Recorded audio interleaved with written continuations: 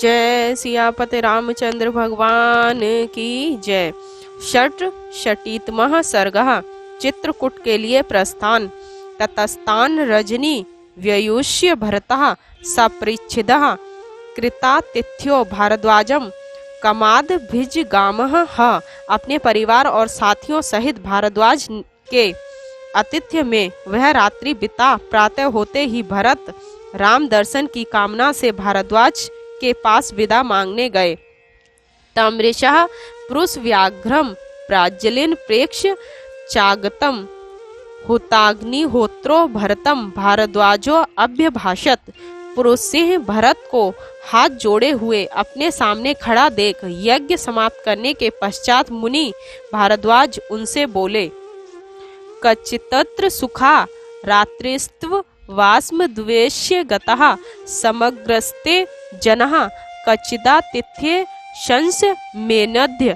हे निष्पाप, मेरे आश्रम में आपकी रात्रि सुख पूर्वक तो व्यतीत हुई, आपके सब लोग मेरे आतिथ्य से संतुष्ट तो हैं। तमुवांजलि कृत्वा भरतो भिप्रणम्य च सुकोषितो अस्मि भगवन समग्र बलवाहन। भरत जी हाथ जोड़कर और प्रणाम करके बोले, भगवान, मैं अमात्यों और सेना सहित इस आश्रम में सुख पूर्वक रहा। अमंत्रे अहम भगवन कामम त्वामृष सतम समीपम प्रस्थितम भ्रातृ मैत्रेणेक्ष्व चक्षुषा। हे ऋषि श्रेष्ठ, मैं आपसे विदा होकर भाई राम के पास जा रहा हूँ, मुझ पर कृपा दृष्टि रखना। आश्रमम तस्य धर्मज्ञ धर्मिकस्य महात्मनः आचश्व कतमो मार्गः कियानिति च शंस में। हे धर्मज्ञ, कृपया यह बतलाइए कि महात्मा राम का आश्रम यहाँ से कितनी दूर है और वहाँ जाने के लिए सीधा और सरल मार्ग कौन सा है। इति पृष्ठस्तु भरतम भ्रात दर्शन लालसम प्रत्युवाच महातेजा भारद्वाजो महातपः। भाई के दर्शन के इच्छुक भरत जी के ऐसा पूछने पर महातेजस्वी एवं परम तपस्वी भारद्वाज बोले, भरता धृत तृतीयेषु योजनेषु वजने वने चित्रकूटो गिरिस्तत्र रम्य निर्दर काननः। हे भरत, यहाँ से 2.5 योजन के अंतर पर निर्जन प्रदेश में रमणीय गुफाओं तथा वनों से युक्त चित्रकूट नामक पर्वत है। उत्तरन पार्श्व मासाध्य तस्य मंदाकिनी नदी पुष्पति द्रुम संचना रम्य पुष्पित कानना। इस पर्वत के उत्तर की ओर मंदाकिनी नदी बहती है। इस नदी के उभय तटों पर पुष्पित वृक्ष लगे हैं और यह नदी रमणीय पुष्पित वन में होकर बहती है। अनंतरन ततस्तरिस्त चित्रकूटस्य पर्वतः तयो पर्कुटी तात तत्रो तो वसुतो ध्रुवम। हे तात, उसी से मिला हुआ चित्रकूट पर्वत है। उसी पर्वत पर तुम एक पर्णकुटी में दोनों भाइयों को निश्चय ही वास करते हुए पाओगे। अभिवाद्य तु संसिद्ध कृत्वा चैनम प्रदक्षिणम अमांत्र्य भरतः सैन्यम युज्यतामित्य चोद्यत। श्री राम के निवास स्थान को जानकर भरत ने महर्षि भारद्वाज का अभिवादन और प्रदक्षिणा करके तथा उनसे आज्ञा लेकर अपनी सेना को प्रस्थान करने का आदेश दिया।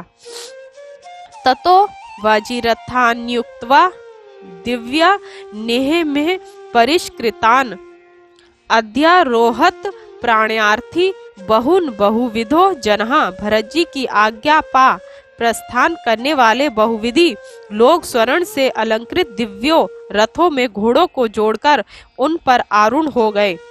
विविध्यानापि यानानि महंती च लघुनी च प्रययु सुमहारणी पद्रेव पाद्यत। विविध प्रकार के छोटे बड़े बहुमूल्य रथादि यान और पैदल सेना भी चल पड़ी।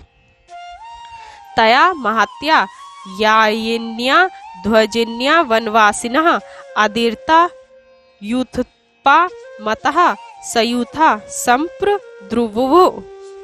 जब उस महासेना ने वन में होकर प्रस्थान किया तब वनवासी मत वाले युद्धपति गजराज उद्विग्न एवं उन्मत्त होकर अपने अपने समूहों के साथ इधर उधर भागने लगे।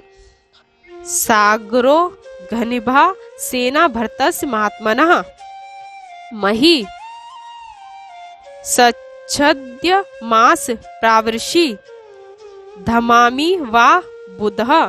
जिस प्रकार वर्षा ऋतु में मेघ मंडल आकाश को ढक लेता है, उसी प्रकार महात्मा भरत की सागर के समान विशाल सेना लहरों की भांति उमड़ती हुई पृथ्वी को आच्छादित करती चली जाती थी। सा गत्वा दूरम ध्वानम सुपरिश्रांत वाहनः उवाच भरतः श्रीमान शिष्टम मंत्रिणाम वरम। जब भरत जी यात्रा करते हुए बहुत दूर गए, तब वाहनों को थके हुए देखकर वे मंत्री श्रेष्ठ वशिष्ठ जी से बोले, यादृश्यम लक्ष्यते रूपम तथा चैव श्रुतम मया व्यक्ति प्राप्तः स्म तम देशम भारद्वाजो अयम ब्रवीत। इस स्थान का जैसा रंग रूप दिखाई पड़ रहा है और जैसा इसके विषय में मैंने सुना है, उससे स्पष्ट प्रतीत होता है कि हम उस स्थान पर पहुंच गए हैं जो भारद्वाज जी ने बतलाया था। अयम गिरिश चित्रकूटे एयम मंदाकिनी नदी एतत् प्रकाशते दूरनील मेघनिभम वनम। देखिए, यह चित्रकूट पर्वत है, यह मंदाकिनी नदी है और यह वह वन है जो दूर से नीले मेघ की भांति दिखाई देता है। साधु सैन्या प्रतिष्ठन्ताम विचिन्वन्तु च काननम यथा तो पुरुष व्याघ्रो दृश्यते राम लक्ष्मणों। योग्य सैनिक वन में जाएं और सावधानी से अन्वेषण करें, जिससे वे पुरुष सिंह राम और लक्ष्मण दिखाई पड़ जावे। भरतस्य वचः श्रुत्वा पुरुषा शस्त्र प्राणः विविशुद्धताद्वनं सुरा धूमाग्रम ददृश उस्तुतः। भरत की बात सुनकर हाथों में शस्त्र लिए हुए सैनिक लोग वन में प्रविष्ट हुए और कुछ ही दूर पर उन्होंने एक धूम शिखा देखी। ते समालोक्य धूमाग्र मुचु भरत मांगतः नामनुष्ये भवत्य गिनी व्यक्त मैत्रेव राघवो। उस धूमशिखा को देख उन लोगों ने लौटकर भरत जी से कहा, बिना मनुष्य के अग्नि नहीं होती, अतः राम लक्ष्मण स्पष्टतः यही हैं। तत्श्रुत्वा भरतस्य तेषां वचनम साधु सम्मतम सौन्यनुवाच सर्वास्तान मित्र बल मर्दनः।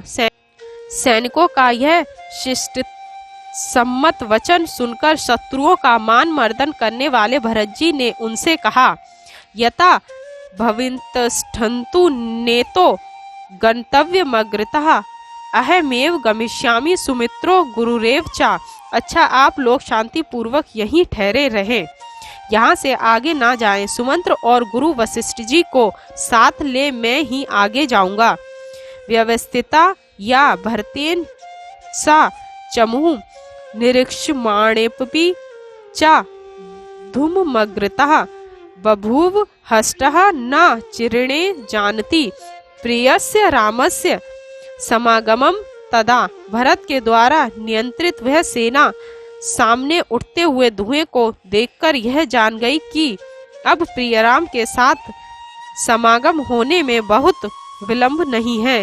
इस विचार से सारी सेना हर्षित हो उठी।